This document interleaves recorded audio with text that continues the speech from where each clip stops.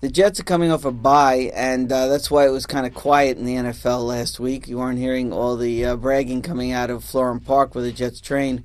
They're a pretty solid team, though. They're 5-1.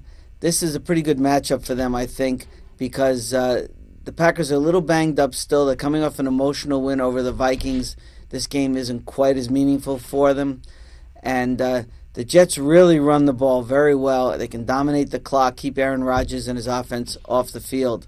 So I think there's a lot of elements that favor the Jets in this game. And another thing to watch is it looks like Darrelle Revis, the Jets' all-pro cornerback, is finally fully healthy, which means that they have two really stellar quarterbacks, he and Antonio Cromartie, in the defensive backfield to guard against some of the top receivers, and the Packers have some good receivers. The last two Super Bowl winners are meeting in New Orleans on Sunday night. The Saints come off a terrible effort against Cleveland, and if you can't beat Cleveland at home, it's hard to beat Pittsburgh at home the next week. Drew Brees is pressing quite a bit because they don't have a running game. They've had injuries in the backfield. Reggie Bush and Pierre Thomas have both been sidelined, and the offensive line isn't protecting Brees quite as well as it needs to. So the Saints are having some problems. When their offense doesn't click, even though their defense is improved, they have problems.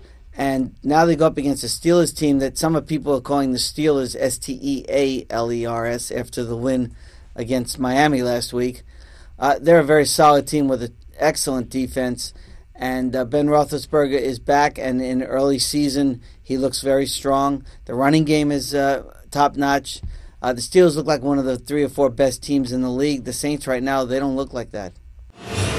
The Bills are the only winless team in the league, but last week they came pretty close to beating Baltimore. Had a nice lead in the first half and then started self-destructing, managed to come back, forced the game into overtime, then made a key error to lose. That's the kind of thing that teams like the Bills do, and who knows, they could lose virtually every game because of that. This week, horrible matchup for them. They have the worst run defense in the league, and they're up against the Chiefs, who are the best running team in the league with a deep backfield. Thomas Jones and Jamal Charles both could go for well over 100 yards in this game. The Chiefs could rush for, who knows, 300 yards, and this game could be over in 2 hours.